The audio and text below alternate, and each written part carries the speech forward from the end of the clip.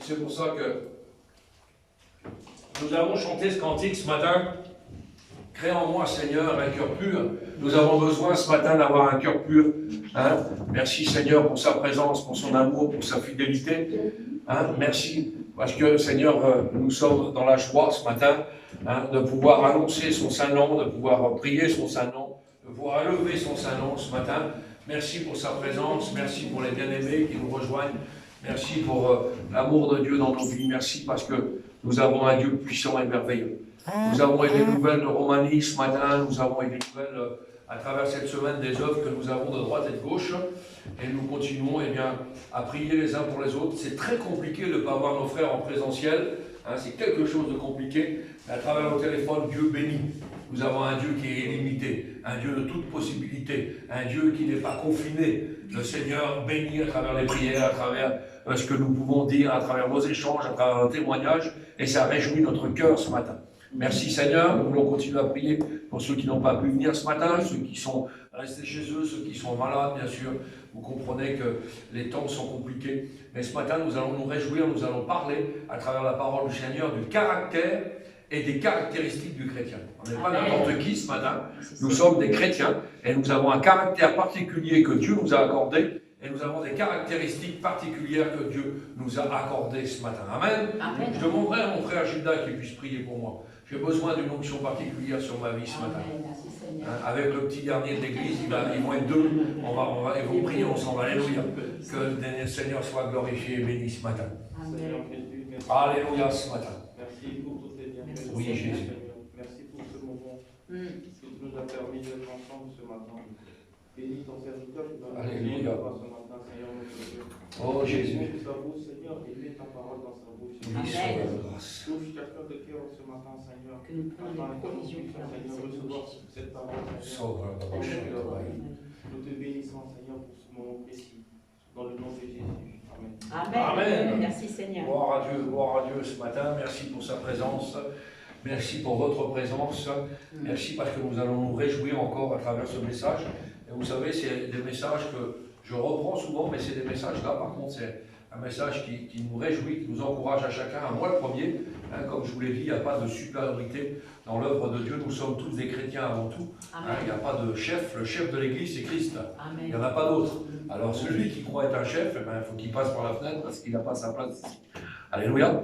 Hein, le chef de l'Église, c'est Christ. Amen. Et nous sommes tous des servants et des serviteurs de l'Éternel. Alléluia. Et ce matin, nous allons voir donc un sujet particulier, le caractère. Hein, qu'est-ce que doit être notre caractère chrétien et les caractéristiques du chrétien ce matin. Et nous allons faire une première lecture ensemble dans les livres d'Ésaïe. Hein, je sais que vous êtes des assidus de la Bible, que vous êtes des Béréens. Hein, et nous allons aller ce matin dans Ésaïe 50. Ésaïe 50, verset 4. Nous allons faire la lecture ensemble. Hein, cette lecture d'introduction qui va nous introduire dans le message. C'est pour juste vous donner un petit a priori. Vous savez, quand on mange à table, on aime bien manger, hein, on aime bien jeûner, mais on aime bien manger aussi. Il y a entrée, plat, dessert souvent. Hein. Eh bien ça, c'est le petit verset d'introduction pour nous mettre en appétit ce matin. Amen. Hein, alléluia. Le Seigneur va tout prévoir et c'est merveilleux. Ésaïe 50, verset 4, que nous dit la parole du Seigneur. Le Seigneur, l'Éternel, m'a donné une langue exercée. Ça veut dire une langue habile, vous avez compris?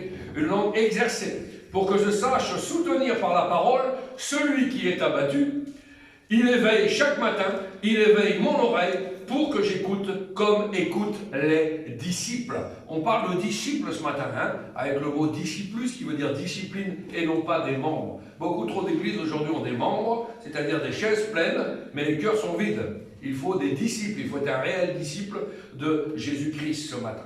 Alors, ce matin, par ce test d'introduction, nous allons voir que le chrétien, la chrétienne ce matin, doit avoir un caractère tout à fait particulier. Amen. Amen. Hein, un chrétien n'a pas un caractère de chameau. Vous avez compris? Un chrétien n'a pas un sale caractère, mais il a un caractère chrétien. Sinon, ce n'est pas un chrétien, vous avez bien compris. Hein, c'est-à-dire, pas toujours oui, il ne faut pas toujours dire oui à tout, mais aussi ferme face à la vérité. C'est un enseignement que je vous avais apporté.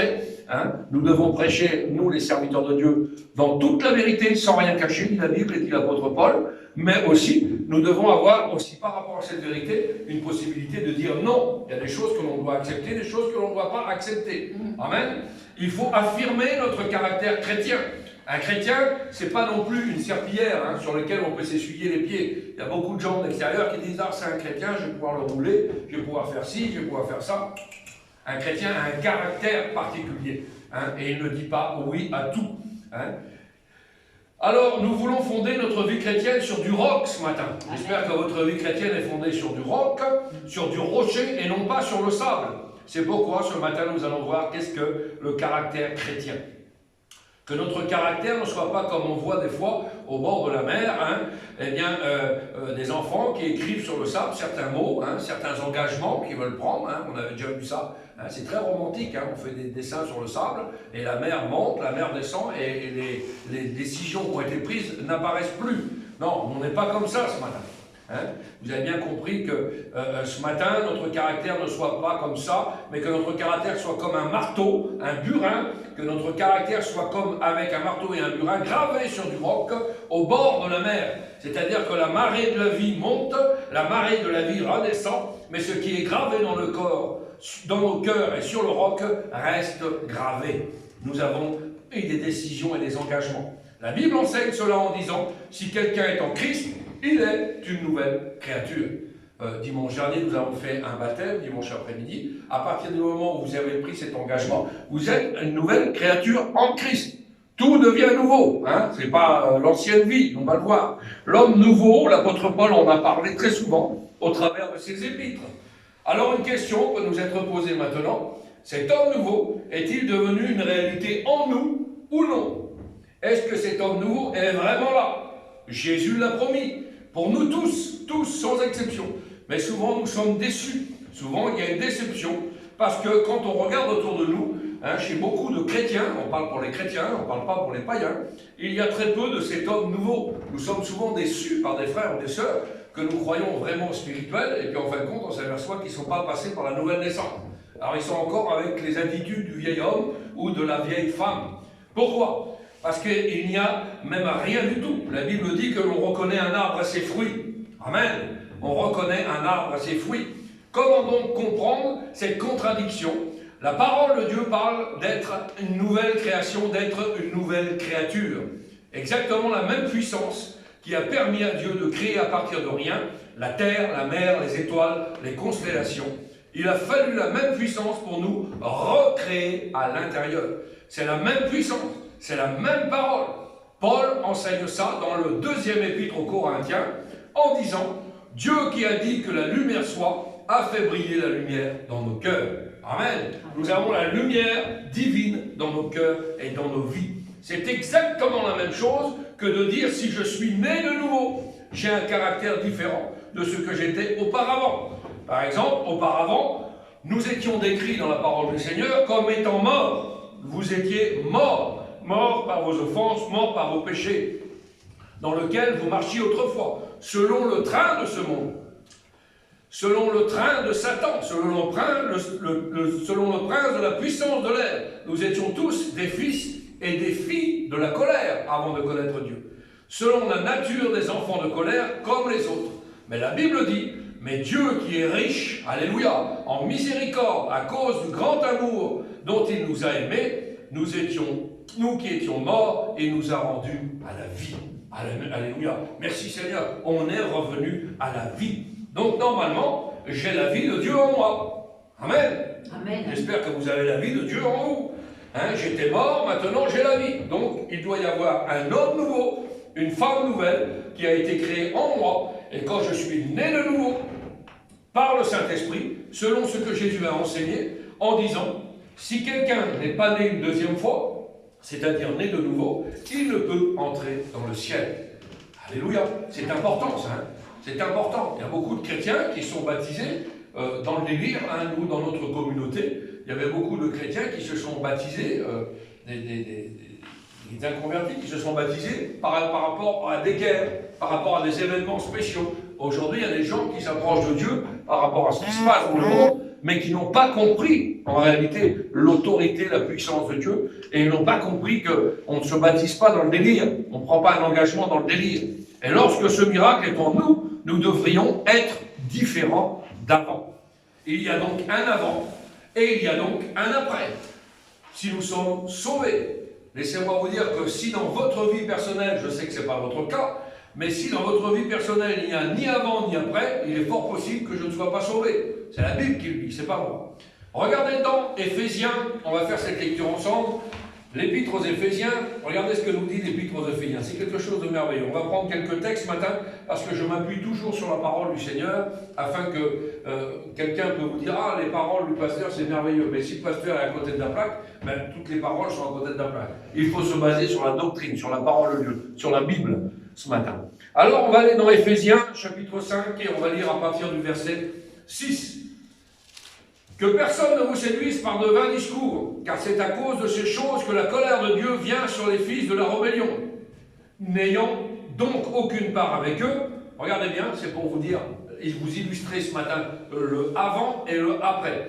Autrefois, donc on était comme ça, vous étiez ténèbres, et maintenant vous êtes lumière dans le Seigneur. Marchez comme des enfants de lumière, car le fruit de la lumière consiste en toutes sortes de bonté, de justice et de vérité. Examinez ce qui est agréable au Seigneur. Amen. C'est clair, c'est net, c'est précis. La parole de Dieu est toujours merveilleuse. Il y a donc un autrefois et il y a donc un maintenant. Et on va voir cela maintenant dans le premier épître de Pierre. On va encore voyager dans la parole de Dieu. Regardez bien ce que nous dit le premier épître de Pierre. Hein, c'est merveilleux, merveilleux ce matin. Le premier épître de Pierre au chapitre 2, verset 9. Regardez bien ce que nous dit la parole. Ce que nous étions et ce que nous sommes devenus, vous au contraire, vous êtes maintenant, maintenant, c'est que vous êtes maintenant une race élue, un sacerdoce royal, une nation sainte, un peuple acquis, afin que vous annonciez les vertus de celui qui vous a appelé des ténèbres à son admirable lumière. Vous qui autrefois, donc ça c'était avant, hein, il y avait un avant, n'étiez pas un peuple et qui maintenant êtes le peuple de Dieu. Vous qui n'aviez pas obtenu miséricorde et qui maintenant avez obtenu miséricorde. Donc c'est pour vous illustrer, toujours s'appuyer sur la parole de Dieu. Il y a l'avant et il y a l'après. Que Dieu soit glorifié ce matin. Et donc, qui est cet homme nouveau, cet homme spirituel, et qui a vraiment pris naissance en nous par le Saint-Esprit? Et notre cœur est maintenant capable de battre pour le Seigneur, de se réjouir de ce salut si merveilleux, parce que nous avons quelque chose que nous n'avions pas auparavant.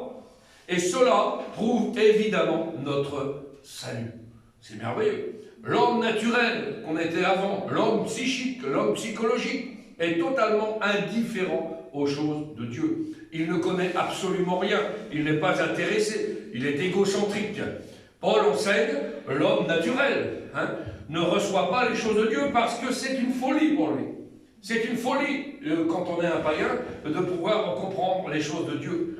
Aux yeux des païens, se réunir comme ça un dimanche, même si on n'est pas nombreux ce matin, eh bien, c'est quelque chose de... C'est une folie. Ça, c'est pas rationnel, vous comprenez? Pourquoi? C'est du temps perdu. Pourquoi? Eh bien, parce qu'ils ne sont pas régénérés. Ils sont perdus. Ils ont l'ennemi de notre âme pour patron. Ils sont totalement différents de nous et nous sommes totalement différents de eux. L'homme naturel n'accepte pas, ne reçoit pas, n'ouvre pas son cœur aux choses du Seigneur. D'où la description du païen et de ce que nous étions auparavant. Nous allons faire une autre lecture, toujours dans l'Épître aux Éphésiens, chapitre 4. Regardez bien ce que nous dit cette lecture merveilleuse. La comparaison est terrible dans l'Écriture et vous ne pouvez trouver un tableau plus clair, plus net que ce que nous étions auparavant. Éphésiens 4, versets 17 à 20. Regardez bien ce que nous dit Éphésiens 4. Voici donc ce que je dis, ce que je déclare dans le Seigneur, c'est que vous ne devez plus marcher comme les païens, qui marchent comment? Selon la vanité de leurs pensées.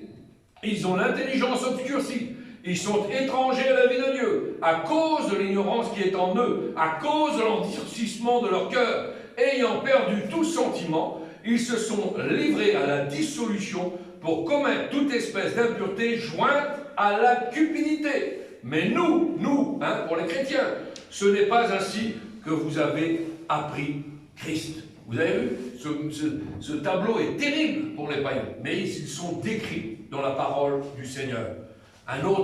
Une autre description dans la parole du Seigneur qui se trouve dans Tite, Tite, un livre qui n'a que 3 chapitres, Tite, eh bien, Tite, c'est marqué au chapitre 3, verset 3, regardez bien ce qui nous est marqué. Car nous aussi, nous étions autrefois insensés, désobéissants, égarés, asservis à toute espèce de convoitise et de volupté, vivant dans la méchanceté et dans l'envie d'être dignes d'être haïs et nous haïssant les uns les autres. Voilà ce que c'est la description d'un païen. Voilà ce que c'est la description du monde qui nous entoure. Alors ça, c'est quelque chose de terrifiant. C'est quelque chose de terrifiant. Mais le verset 4 nous dit, mais lorsque la bonté de Dieu, notre Sauveur, et son amour pour les hommes ont été manifestés, alors il nous a sauvés. Amen. C'est quelque chose de merveilleux. L'homme nouveau, l'homme spirituel maintenant, il a donc des oreilles, et les oreilles sont ouvertes ce matin. Nos yeux sont ouverts ce matin. Et on reconnaît le plan du salut, le plan du Seigneur pour nos vies, et on voit son amour pour notre vie, et on entend ce que nous n'avions pas compris auparavant. On ne comprenait pas cela avant, mais maintenant on comprend. On a discerné même les événements de notre siècle, et les événements de notre temps s'emboîtent parfaitement. Pourquoi croyez-vous qu'aujourd'hui, quand on regarde les actualités, la plus grosse effet du Covid, c'est pas le Covid, c'est les conséquences du Covid. Il n'y a jamais eu autant de dépression, jamais eu autant de suicides, jamais eu autant de femmes battues, il n'y a jamais eu autant d'enfants maltraités, il n'y a jamais eu tout. Pourquoi? Il y a un manque dans le cœur des gens. Et comme ils ne savent pas, ils ne connaissent pas l'éternité. Pourtant, Dieu, quand il a créé l'homme, il a dit, j'ai mis dans le cœur de l'homme la pensée de l'éternité. Ils ne connaissent pas. Donc les gens aujourd'hui, ils sont méchants. On ne peut pas discuter avec quelqu'un aujourd'hui. Les gens sont sur le qui-vive. Vous avez vu autour de nous, les gens sont sur le qui-vive. Les gens sont méchants gratuitement. Et c'est de pire en pire. C'est de pire en pire. Il faut faire attention à ça. Avec la parole du Seigneur et avec la fin des temps, que la Bible nous enseigne, les païens ne comprennent pas. Ils ne comprennent pas. Et pourtant, la Bible dit, il en sera de même que du temps de la génération de Noé. Je vous avais enseigné là-dessus. La génération de Noé n'avait rien compris. Ils ne se doutèrent de rien et ils n'ont rien vu. Ils ont été avertis. Noé a prêché et rien n'y a fait. Rien n'y a fait. Le déluge est venu et Jésus a dit, il en sera du même que du temps de Noé. Et Pierre encore, il va le dire, vous au contraire, vous êtes une race élue, vous qui autrefois étiez ceci et maintenant êtes cela. On n'est plus de cette race-là. Amen. Amen. Donc on a changé. On a changé. On a changé comment? On a le même corps. On est toujours Gilda, je suis toujours Christophe, on a toujours le même corps, on a toujours la même apparence. Aux yeux des gens, c'est pas de problème. On est toujours Alain, il n'y a pas de souci. Mais le diable voudrait nous faire croire qu'on n'a pas changé.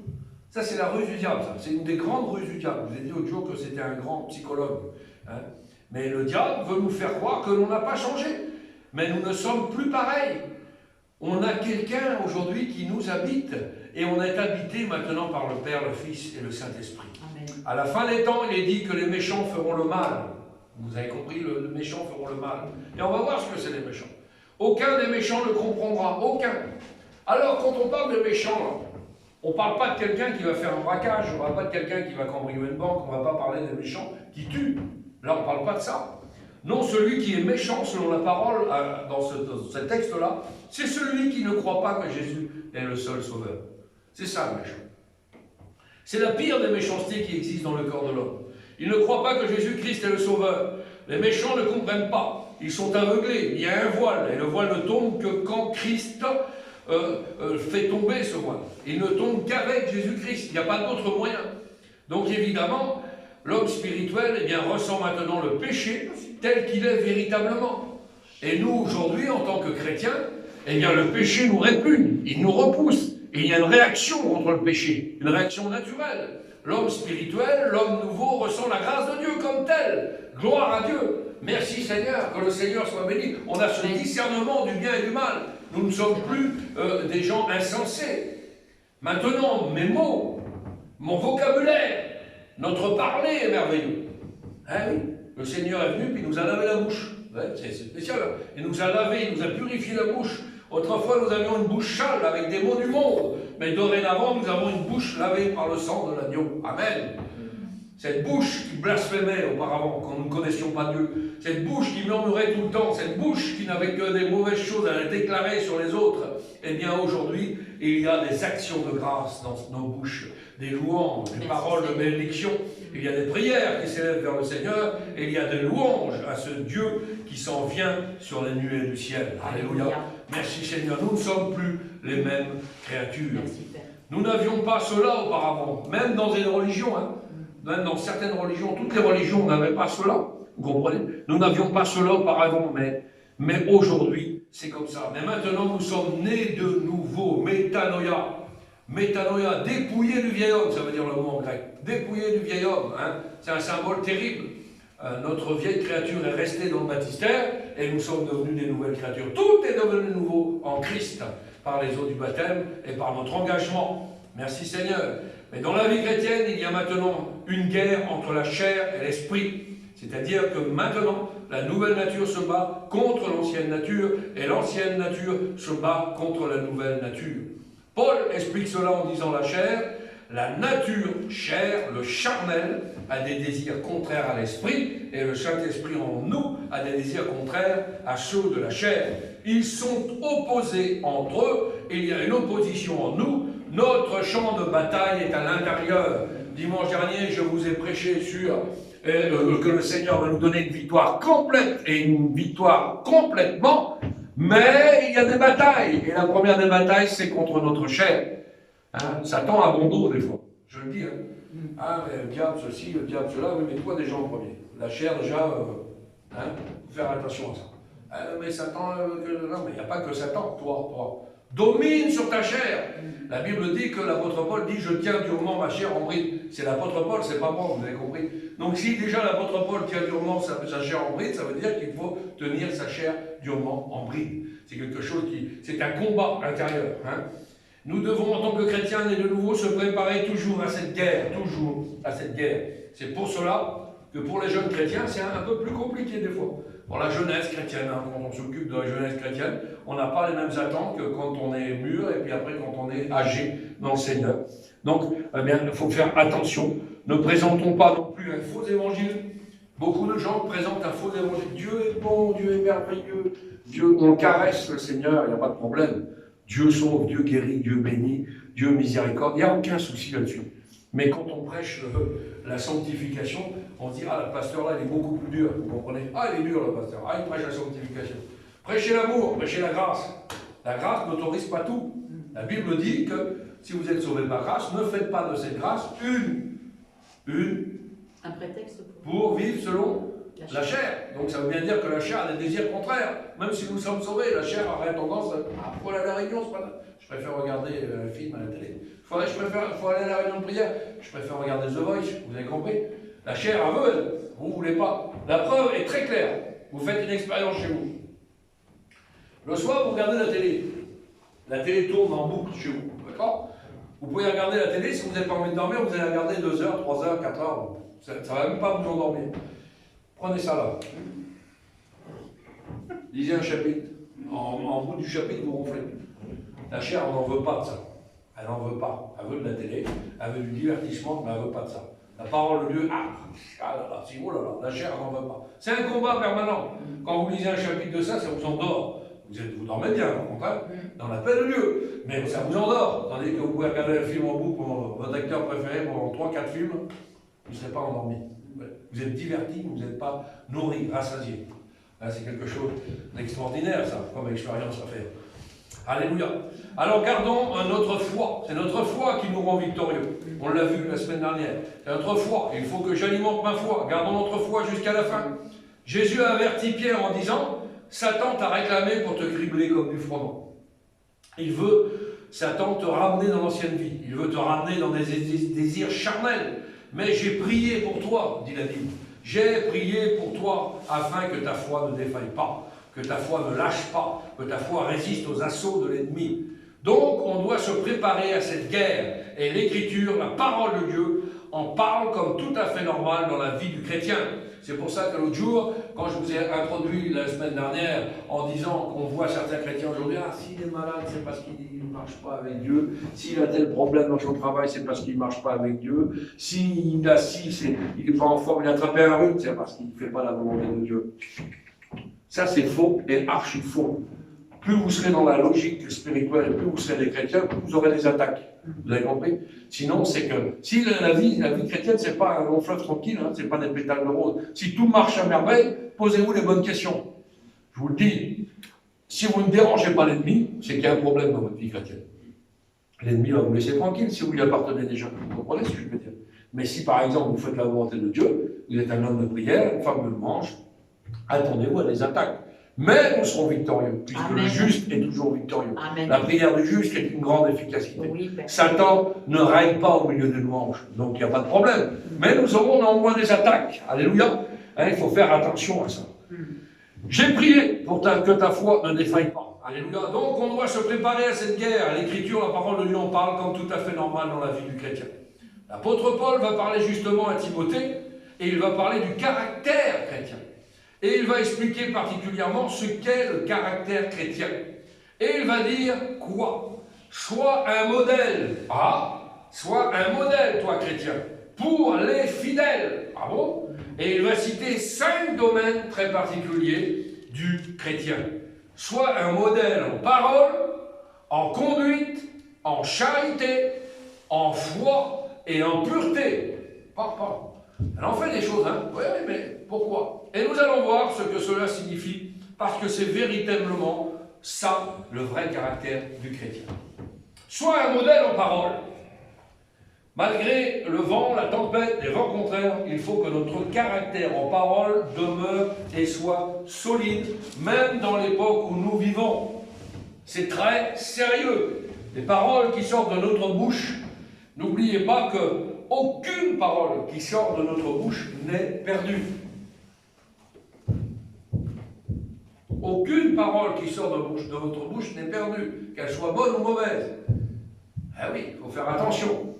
La Bible dit que l'homme est esclave de la parole qu'il a prononcée, mais il est maître de celle qu'il n'a pas dite. Ça veut dire quoi? Des fois, on parle vite, on parle charnellement, on a des réponses charnelles, on nous pile sur le pied. Ah, si vous pouvez lui mettre un petit coup là comme ça, ah, il m'a pilé sur le pied celui-là. Vous comprenez? Ah là là. Ah ouais, mais ça c'est l'ancienne nature, ça. Faut faire attention. C'est pas perdu, ça. Hein. L'homme est esclave de la parole qu'il a prononcée, mais il est maître de celle qu'il n'a pas dite. Ça veut dire quoi? Des fois, on parle vite, la parole est sortie, et là, vous êtes esclave de ce que vous avez dit. Si vous avez commencé à insulter quelqu'un, l'autre en face va répondre pareil, vous comprenez? Et là, vous ne pouvez plus faire marche arrière, vous ne pouvez plus. C'est plus possible, c'est parti. C'est pour ça que la Bible nous dit aussi de temps en temps de mettre un mort à notre bouche.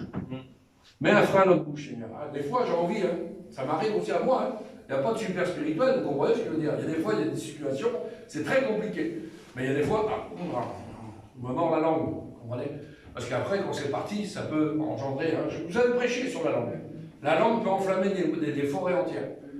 Vous savez, les guerres, souvent des guerres, c'est dans tous les pays. Hein. Alors, en Afrique, souvent aussi, c'est un peu le problème, c'est qu'il y a des gens qui ont des opinions bien trempées, et puis quand on échange nos opinions, on n'est pas d'accord sur telle ou telle partie du territoire, on va récupérer ça, l'autre ne veut pas, l'autre... Et c'est juste du langage, hein. Mais le langage enflamme les forêts, le langage déclenche des guerres. Parce que pour des paroles qui ont été prononcées, ah ben, nous on n'est pas d'accord, donc là c'est la guerre. Vous comprenez? Il faut faire attention à nos paroles. Il faut faire attention à nos paroles. Amen? Amen. Tout est noté là-haut dans le ciel. Et ces paroles-là vont ressortir un jour au jugement dernier. C'est pour ça que je dis, rien n'est perdu. Nous serons jugés pour ce que nous disons. On va faire une autre lecture dans Matthieu pour illustrer ce que je dis, parce que j'aime bien m'appuyer sur la parole du Seigneur. Alléluia. Hein? Parce que des fois, je pourrais vous dire des choses, mais ce n'est pas l'objectif. L'objectif, c'est que vous puissiez être des Béréens et scruter les Écritures. Matthieu 12, verset 33. Ou dites que l'arbre est bon et que son fruit est bon, ou dites que l'arbre est mauvais et que son fruit est mauvais, car on connaît l'arbre par le fruit. Verset 34. Race de vipères, comment pourriez-vous dire de bonnes choses méchants comme vous l'êtes? Car c'est de l'abondance du cœur que la bouche parle. L'homme tire L'homme bon tire de bonnes choses de son bon trésor, et l'homme méchant tire de mauvaises choses de son mauvais trésor. Et je vous le dis, au jour du jugement, les hommes rendront compte de quoi? De toute parole vaine qu'ils auront proférée. Car par tes paroles, tu seras justifié, et par tes paroles, tu seras condamné. C'est clair? C'est pour ça que je vous ai dit que toute parole, quelle qu'elle soit, n'est pas perdue. Elle n'est jamais perdue. Donc faisons bien attention à ce que l'on dit. Notre langage nous révèle. Notre langage nous révèle. Notre langage dit ce que nous sommes vraiment. C'est de l'abondance du cœur que la bouche parle. Alors si vous parlez de politique toute la journée, si vous parlez de sainteté toute la journée, si vous parlez du monde toute la journée, du matériel toute la journée, qui est dans votre cœur? Eh bien c'est ce que vous sort de votre cœur que la bouche parle. Donc c'est que dans votre cœur, les choses sont comme ça. Hein, c'est des choses sales, c'est des choses du monde, des choses viles, hein, parce que le cœur va dévoiler tôt ou tard votre vraie personnalité. J'ai prêché là-dessus. J'ai prêché sur un enseignement, les pensées portent ouvertes aux démons. Des fois, nous nourrissons des pensées, ça reste dans nos cœurs, et tôt ou tard, les pensées de nos cœurs révèlent la vraie créature que nous sommes. Tôt ou tard. Tôt ou tard. Oui. C'est juste le temps qui est un agent révélateur. Judas a été choisi, c'était déjà un voleur. D'accord? Il était déjà voleur. Dans son esprit, c'était voleur. Il était voleur. Il a volé toute sa vie, c'était un roublard. Hein, il piquait dans la caisse, et nous on fait ça. D'accord? Le temps a été un agent révélateur pour faire voir aux autres ce qu'était vraiment Judas. C'était ce qu'il avait enfoui dans son cœur. C'était pas quelqu'un de bon. Vous comprenez ça? Votre langage vous a fait reconnaître, dit la Bible. Tiens, votre langage vous a fait reconnaître. Quand Pierre est seul et qu'il voit Jésus partir, qu'est-ce que disent les gens qui sont autour de Pierre? Ah, assurément, toi Pierre, tu étais de Jésus-là. Tu étais avec ce Nazaréen-là. Pourquoi? Parce qu'il avait un langage chrétien. Et ça se reconnaît aussi, un langage chrétien. Vous comprenez? Donc, on a un comportement à avoir. Notre langage nous fait reconnaître, dit la Bible. Si tu parles mal et que tu es vulgaire toute la journée, on ne va pas dire à toi, c'est un chrétien, tu vois. Non, c'est compliqué, hein. Vous comprenez? C'est un pasteur, mais c'est un frère, c'est une sœur. Oh là là, qu'est-ce qu'il a? Ça ne va pas. Mais si vous avez des langages bons, même si vous êtes dans le monde, ne vous inquiétez pas, les gens du monde nous regardent à la loupe. On est surveillés comme du lait sur le feu. Hein, et on regarde. Et des fois, on nous tend même des lièges pour nous faire déborder un petit peu. De temps en temps, on monte un petit peu la chaleur pour le lait. Hein, mais ça ne marche pas. Ça marche pas. Quand on ne veut pas rentrer dans des conversations, Dieu te bénisse, mon frère, Dieu te bénisse.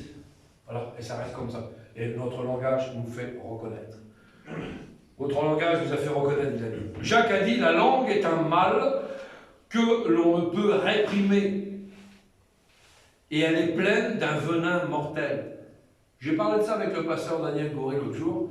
Souvent, la morsure nous fait mal. Quand on est mort, qu'est-ce qui vous tue dans le serpent? C'est pas la morsure du serpent, c'est le venin qui vous a injecté. Vous comprenez ça? Et ça, c'est un peu plus long. La morsure, ça fait mal sur le coup. Mais ce qui vous tue, c'est le venin. Faisons bien attention. La langue est comparée comme un venin mortel. Et dans Proverbe, il est écrit que la vie et la mort sont au pouvoir de la langue. Vous imaginez un petit peu? La vie et la mort sont au pouvoir de la langue. Ah oui. Quand vous parlez mal, vous répondez mal à un chrétien, même des fois entre vous, vous pouvez tuer un frère. Vous pouvez tuer une sœur. Ça a même pu m'arriver. Que Dieu vous pardonne de dire ça. Mais des fois, si je ne suis pas disposé, que je vois un frère ou une sœur entre deux rendez-vous, qui attend quelque chose de bien spécifique, de bien précis, pour sa vie, pour son cœur, elle attend un mot de Dieu. Et vous n'avez pas le temps, vous prenez le téléphone. Ouais, ben, je te rappellerai un autre jour. Vous avez tué la frère. Vous avez tué le sœur. Elle attend, elle. C'est pour ça qu'il faut être sensible à l'esprit. Il faut être sensible à l'esprit. C'est important, ça. C'est important. Il est écrit que la vie et la mort sont au pouvoir de la langue. Et vous lirez, je vous laisserai lire ça chez vous, vous allez faire un peu de travail chez vous, c'est bien, vous êtes des écoliers. C'est merveilleux. Vous lirez un petit peu ce que David déclare dans un de ses psaumes au sujet d'un tueur professionnel qui s'appelle Doeg. Doeg, vous lirez un petit peu l'histoire de Doeg dans le livre des psaumes. Et David lui reproche justement d'avoir une langue comme un rasoir, affûtée comme un rasoir. Vous avez vu, il y a des gens qui ont des langues comme des rasoirs. Quand ça parle, ça coupe, ça fait mal. Et ce tueur-là, il a tué beaucoup de sacrificateurs et il s'en vante dans la méchanceté. Il s'en vante. Et puis la Bible dit, pourquoi te glorifies-tu de ta méchanceté dans ton parlement, hein? Alors le Seigneur va te déraciner, ceci, cela, vous verrez ça, vous laisserez trouver ça dans les psaumes. Beaucoup d'exhortations dans la parole du Seigneur sur la langue. Et nous avons lu le verset initial du message, l'Éternel me donnait une langue exercée. Rappelez-vous le départ du verset. C'est pour ça que je vous ai pris ce verset d'introduction. Une langue exercée. Celui qui veille sur sa langue préserve son âme des angoisses. Quel beau verset. Celui qui préserve sa langue, oui, c'est ça, celui qui veille sur sa langue préserve son âme des angoisses. Vous imaginez un petit peu? Des fois on est angoissé, parce que nous, on n'a peut-être pas préservé notre langue. C'est important ça. Alors veillons sur notre bouche ce matin. Beaucoup de proverbes, beaucoup de proverbes. J'aurais pu vous prêcher sur la langue pour pendant un mois, mais ce n'est pas le but. Parce qu'on va voir les cinq choses, les 5 caractères du chrétien. Proverbes sur la langue, il y en a plein. Hein? Il y a des gens qui, par la langue, couvrent une faute grave. Il y a des gens qui découvrent des fautes graves. Vous verrez ça, c'est dans le livre des Proverbes. Jacques va dire, si quelqu'un croit être religieux sans tenir sa langue, et en trompant son cœur, la religion de cet homme est vaine.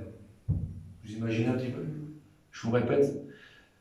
Si quelqu'un croit être religieux sans tenir sa langue, en trompant son cœur, la religion de cet homme est zéro. Elle est vaine, ça ne vaut rien. Imaginez, il s'est trompé lui-même. Voilà.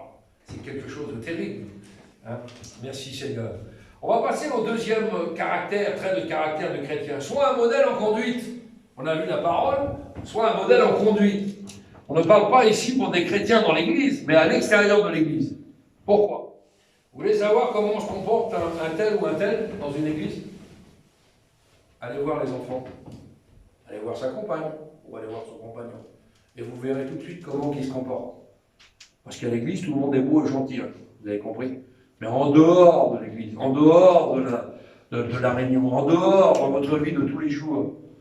Parce qu'il y a plein de gens qui viennent ici. Ah, merci Seigneur, on chante des louanges, on est bénis. Mais chez eux, c'est pas du tout ça. Et quand vous allez voir les enfants, ça va ton père? Ça va ta mère? Ça crie beaucoup à la maison. Hein. Vous voyez ce que je veux dire? Et c'est comme ça. C'est des agents révélateurs. C'est pour ça que la Bible dit déjà, premièrement, soyez un modèle chez vous, à Jérusalem. Et après, on va étendre. D'accord? C'est comme ça que ça fonctionne. Alors, vous voulez savoir comment se comporte un ou tel? N'allez pas demander à un tel frère ou à telle sœur, demandez au mari ou à la femme, aux enfants. Paul dit aux Corinthiens, car nous cherchons ce qui est bien, non seulement devant le Seigneur, mais aussi devant les hommes. Vous comprenez? C'est quelque chose de terrible, devant les hommes. Jésus a dit, ce que vous voulez que les hommes fassent pour vous, faites-le de même pour eux. Il y a des fois, on a du mal, mais on exige des gens des choses qu'on n'est pas capable de donner aux gens. Il faut exactement la même chose. C'est-à-dire la manière dont je me comporte. Mon attitude, mon comportement devant les autres doit être irréprochable. Si je veux emmener quelqu'un au Seigneur, qu'est-ce qu'il va faire en premier? Quand vous allez témoigner à quelqu'un en ville, ça nous arrive, hein, on va reprendre les maraudes en ville, quand on s'occupe des SDF, etc. Il n'y a pas de problème, en ce moment c'est compliqué avec le Covid, mais quand on va témoigner à quelqu'un, d'accord? Et qu'on est dans le même quartier, ou dans le même village, ou dans le même immeuble, hein, on va témoigner. La première chose que fait la personne qui ne connaît pas Dieu, qu'est-ce qu'elle fait? Elle regarde beaucoup. Elle ne regarde pas au Seigneur, elle ne connaît pas Dieu. Elle va regarder votre vie tous les jours. Mais si elle vous voit 2 minutes après en train de magouiller en bas, ou faire autre chose, ou d'avoir des mauvaises conversations avec d'autres gens, dans un quartier, ça va très vite. Hein. Elle dit, elle veut me parler du Seigneur, mais je crois que le Seigneur, elle ne connaît même pas elle-même. Donc elle ne va pas pouvoir m'attirer vers les choses de Dieu. La Bible dit que nous soyons le sel de la terre. Le sel de la terre, ça veut dire, vous avez vu, à manger qui n'est pas salé, c'est je mange pas. Hein? Ou alors il faudra que vraiment je sois au régime médical, mais quand on vous donne un plat dans un hôpital, vous m'excuserez, hein, c'est fade, c'est pas bon, c'est beau alors. Hein? Donc on fait ramener des marmites par les femmes à l'hôpital quand on est malade. Hein? Bon, des bonnes pâtes de chez nous, des pâtes rouges avec des gruyères, ouais, c'est meilleur que les pâtes de l'hôpital, vous avez compris. Il y a du goût!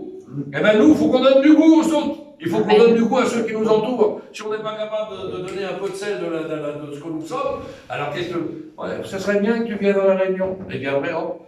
Et puis le personne nous voit 2-3 jours après, on va faire les 400 coups. On va dire, il va m'emmener à la réunion, lui. Vous inquiétez pas, les païens savent ce que c'est un chrétien. Ils savent surtout ce qu'on n'a pas le droit de faire. Hein? Ça, ils savent très bien. On n'a pas le droit de mentir, on n'a pas le droit de voler, on n'a pas le droit de faire ça. Mais si vous faites ça, vous, la personne qui est dehors, il ne m'amènera jamais à la réunion. Faisons bien attention, ayons un comportement irréprochable.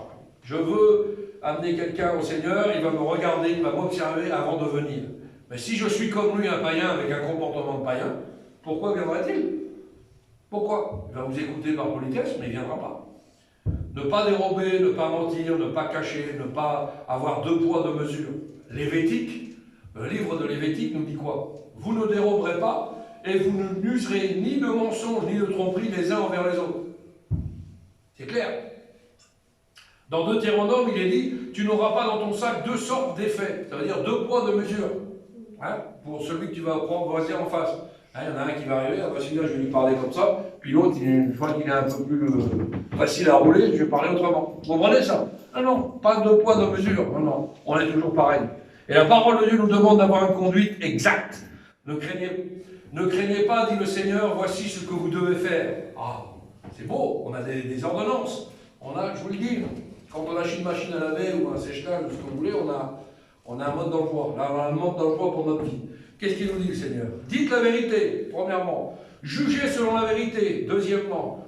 Ne pensez pas de mal de votre prochain, troisièmement. Et ne pas aimer les faux serments. Vous trouverez ça dans Zacharie 8, versets 16 à 17.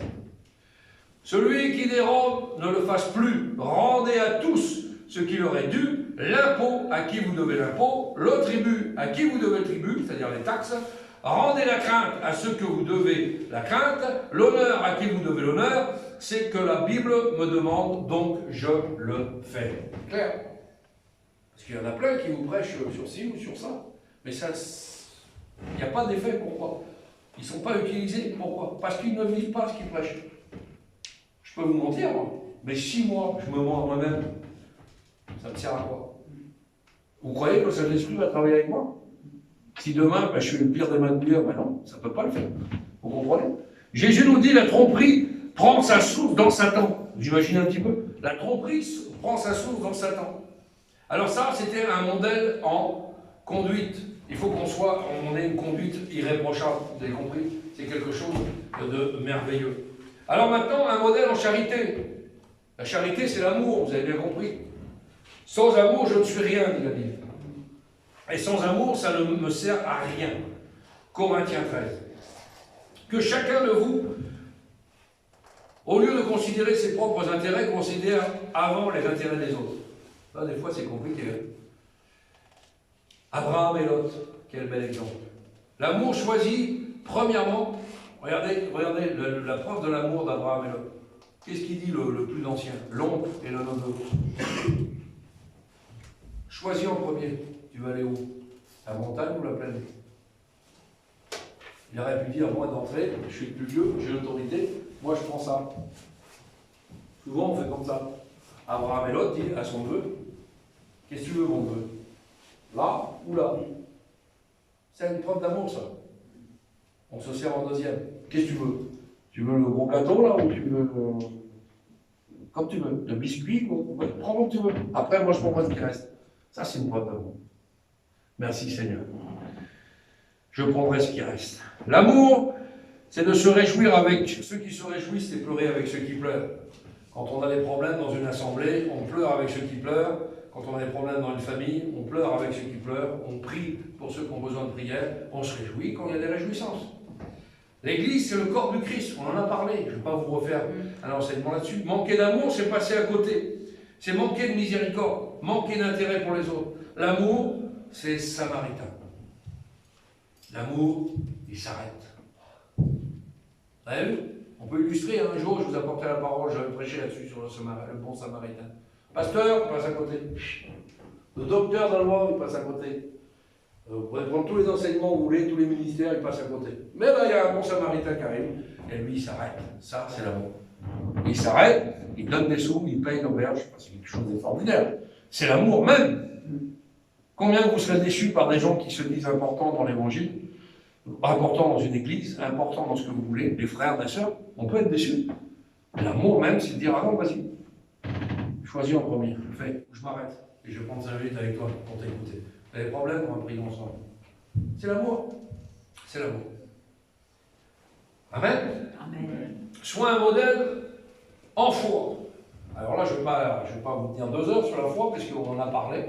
Hein, F-O-I, les 3 lettres de la foi. Force, obéissance, intégrité. Vous n'oublierez jamais ça.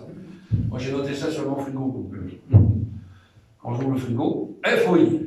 F-O-I, F-O-I. C'est quoi ça? Voilà, il dit, tu fais partie de quoi? Force, obéissance, intégrité. Le contraire, c'est l'incrédulité de la foi. Ayez foi en Dieu.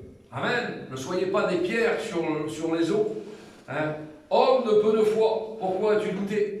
Eh oui, Pierre a voulu faire quelque chose d'extraordinaire, il s'est lancé dans quelque chose, il a marché sur l'eau. Les autres l'ont vu faire, lui il l'a essayé, il l'a tenté. Mais à un moment donné, il a regardé la mer, il a regardé le trouble autour de lui, la mer qui nous représente le monde, les difficultés, les problèmes. Et quand on regarde autour de nous, des fois, qu'on n'a plus les regards sur Dieu, quand on regarde nos problèmes, on voit un amoncellement de problèmes. Et là, d'un coup, on commence à paniquer, on commence à manquer de foi.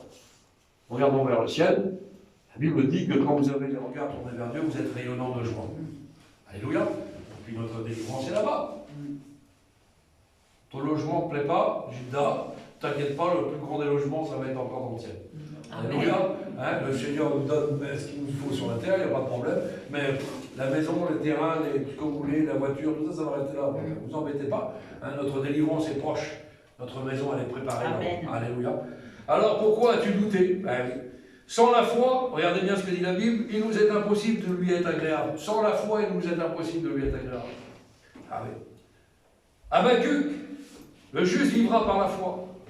Thomas, heureux ceux qui ont cru et qui n'ont pas vu. C'est la foi. C'est quelque chose d'extraordinaire, la foi. Le centenier romain, lui, il n'était pas chrétien. Alors là, Jésus a été un témoignage, il a témoigné de cet homme-là. Il a dit, je n'ai jamais trouvé dans tout Israël un homme avec une si grande foi. Je ne suis pas digne, Seigneur, que tu viennes sous mon toit. Mais un seul mot de toi. Quelle foi? Un seul mot de toi. Et mon serviteur qui est à la maison là-bas, qui est à 200 km ou 50 km, sera guéri. Ça, c'est la foi. C'est la foi. On prend tout par la foi. L'œuvre de Roumanie, c'est la foi. J'ai eu un frère l'autre jour qui m'a visité, il me dit, ce qui me plaît chez toi, c'est que tu prends tout par la foi. Il me dit, pour ça, tu as un exemple terrible, Christophe. Mais j'ai dit, moi, je suis très simple. Je suis basique, voilà. L'église à côté, c'est la foi. Hein. Commande les marchandises pour le faire. Ouais. On va amener on va amener les factures de marchandises. Bon. Ouais, d'accord. 2200 € de placo. La semaine d'après, bam, un frère m'appelle, 2000 €. 300 € d'électricité. La semaine d'après, j'ai un frère qui m'appelle, 2 jours après, il m'appelle. Il me dit, j'ai un don, si tu veux une Bible d'offrande, je sais que peut-être que tu auras besoin, je ne sais pas, le Seigneur me met ça sur le cœur, je t'envoie 300 €. Pas plus, hein, juste ce qu'il faut. Merci Seigneur. Pourquoi? C'est la foi, Seigneur. La foi, c'est ça.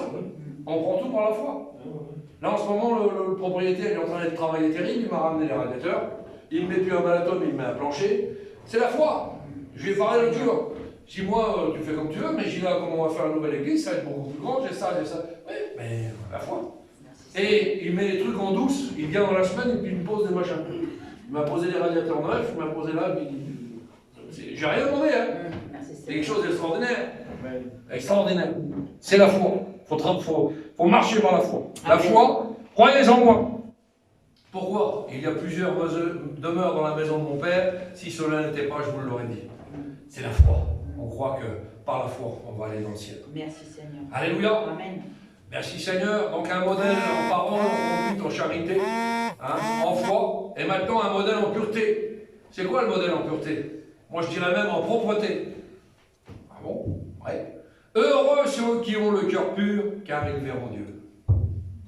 Heureux ceux qui ont le cœur pur, car ils verront Dieu. Ça veut bien dire ce que ça veut dire. Ceux qui sont déjà pas purs dans leur cœur, ça va être plus compliqué. Dieu promet à ceux qui ont le cœur pur. Un exemple, Joseph était propre et pur en Égypte. Propre et pur en Égypte. C'est-à-dire qu'il était dans le monde, il était dans la vie du monde. L'Égypte, ça nous présente la vie du monde qui nous entoure. Nous sommes des chrétiens dans la vie du monde. Nous sommes de ce monde, mais nous ne faisons plus partie de ce monde. Joseph était propre et pur en Égypte. Qu'est-ce qu'il a fait le Seigneur? Dieu l'a amené sur le trône. Alléluia. Dieu l'a amené sur le trône parce qu'il était pur et propre en Égypte. Laissez-moi vous dire que si on est pur et propre sur cette terre, Dieu nous amènera sur le trône de gloire. Amen. Alléluia. Ah, quelle place merveilleuse. Tiens, viens mon frère, viens. Oh, bon et fidèle serviteur pour la joie de son maître. Alléluia. Ça va être quelque chose de merveilleux. Et enfin, je vais finir avec aussi les caractéristiques du chrétien. Et je finirai juste par une lecture. Et on finira là-dessus parce que la lecture se suffit elle-même. Et on va aller dans l'évangile de Luc, si vous le voulez bien. L'évangile de Luc. Amen. Au verset 6. Qu'est-ce que nous dit l'évangile de Luc, verset 6? Chapitre 6, verset 37. On a vu les traits de caractère du chrétien, comment nous devons être. Donc nous devons être un modèle. Paul dit doit être un modèle à son étudiant Timothée. Et il doit dire, sois un modèle en parole, on l'a vu, en conduite, en charité, en foi et en pureté.